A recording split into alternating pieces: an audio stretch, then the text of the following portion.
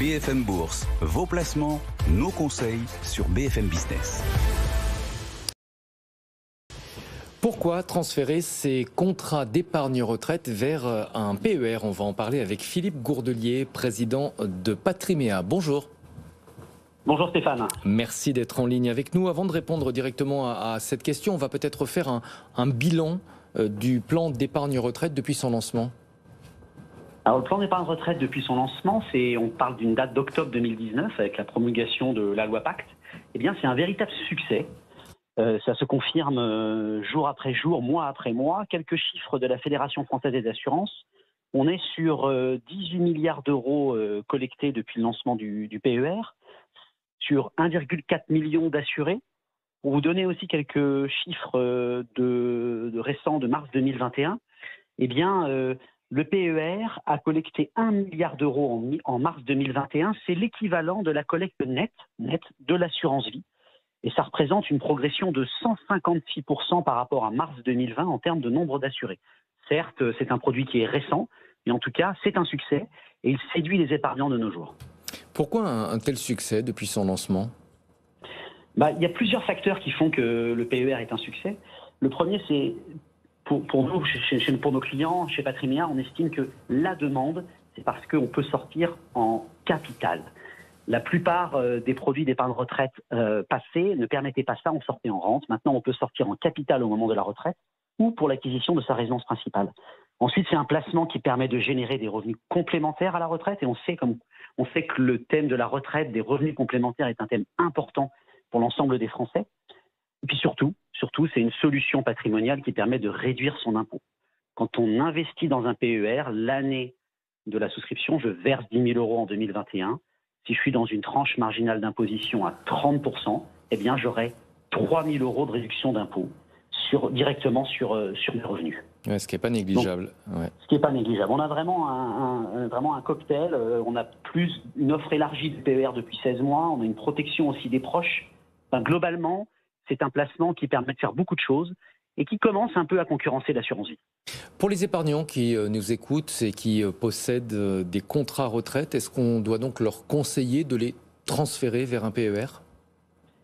Alors, on a beaucoup d'épargnants qui possèdent des contrats retraite de différents types. On parle par exemple des indépendants qui ont des contrats Madelin. On parle de certaines personnes qui ont des articles 83 qui ont été ouverts par leurs employeurs. On parle des préfonds. On parle des PERCO, des pertes même, l'ancienne mouture du PER. Alors oui, la réponse est oui.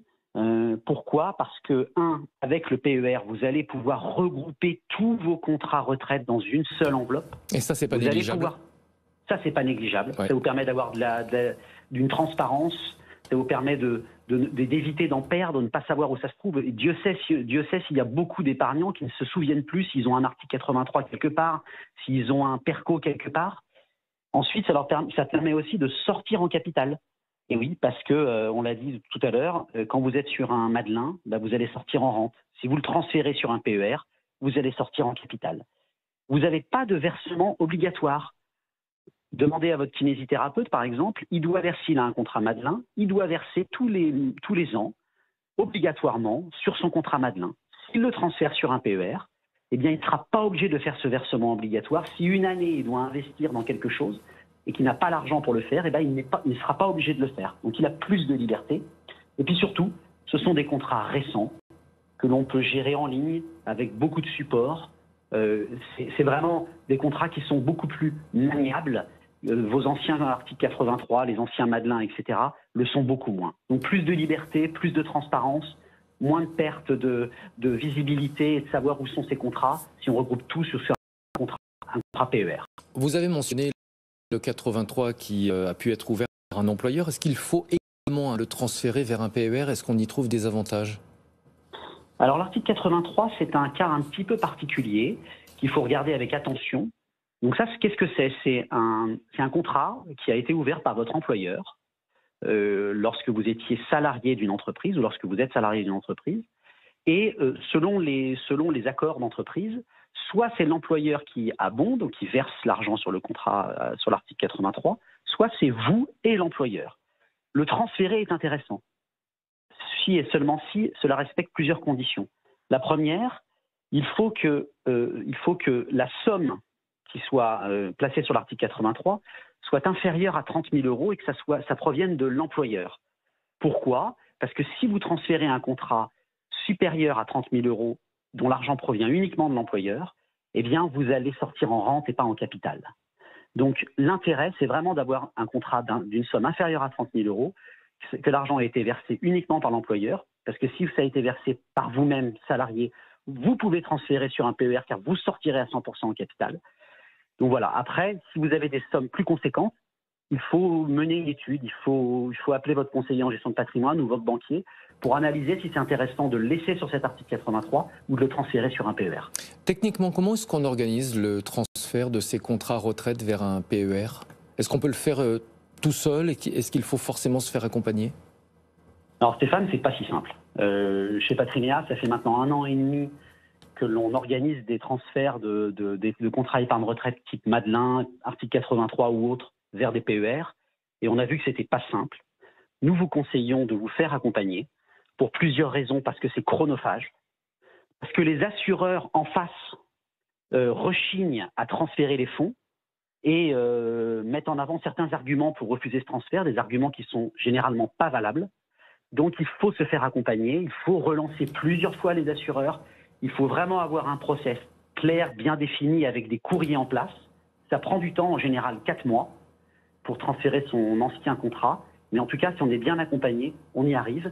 Et ça permet après de jouir de son épargne sur un PER. Quand vous dites des arguments qui ne sont pas valables, quels sont les arguments généralement avancés pour refuser le transfert ou pour freiner au maximum la procédure ? Je vais vous prendre un exemple. Quand on est retraité, eh bien, on peut transférer si on n'a pas encore liquidé son article 83 ou son Madelin, on peut transférer ce contrat vers un PER. Certains assureurs disent, à défaut, que lorsque l'on est retraité, on ne peut pas le faire. Mais c'est inexact. La loi permet de le faire. Et donc nous, par exemple, chez Patrimea, on organise auprès des assureurs qui refusent ce transfert, on leur indique que ce n'est pas légal et qu'ils doivent, selon la demande de l'assuré, accepter le transfert d'un article 83 ou d'un PER vers un PER, même si on est retraité. Pourquoi est-ce que les établissements traînent des pieds pour transférer les contrats retraite ? C'est moins intéressant pour eux que de gérer un PER ? Eh bien, ils traînent des pieds tout simplement parce qu'ils ne veulent pas perdre les fonds qui sont dans ces contrats d'épargne retraite. Mais si on reste dans le même établissement ?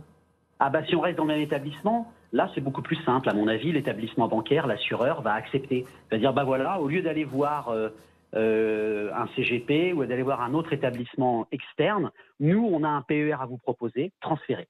Et là ça va être plus simple. Tandis que si l'argent part à l'extérieur, là c'est plus compliqué, ils traînent des pieds et ça peut prendre, comme je vous l'ai dit, jusqu'à 4 mois pour un transfert. C'est pour après, il faudra voir la qualité du produit qui est proposé par la banque, parce que généralement, les PER bancaires de l'établissement de sa propre banque peuvent être parfois moins compétitifs, c'est-à-dire avoir des frais d'entrée, avoir des supports assez peu connus ou autres. C'est un peu comme les courtiers, c'est parfois plus intéressant de passer par un prestataire extérieur pour pouvoir comparer et faire le meilleur choix. L'avantage d'un courtier, comme l'est Patrimea, c'est qu'on a une liberté. C'est-à-dire qu'on peut choisir tel ou tel assureur au regard de ce qui on pense être de qualité pour nos clients. Les frais, les supports, les accès par Internet, le conseil derrière. Quand vous êtes auprès de votre banque, vous n'avez qu'un seul choix, le PER bancaire, le PER de l'établissement bancaire de votre banque. Donc en termes de choix, comme vous l'avez dit Stéphane, c'est beaucoup plus limité. Merci beaucoup Philippe Gourdelier, président de Patrimea. Merci pour tous ces conseils. Donc on a bien compris le message. Transférer ces contrats d'épargne retraite vers un PER, mais n'hésitez surtout pas à vous faire accompagner.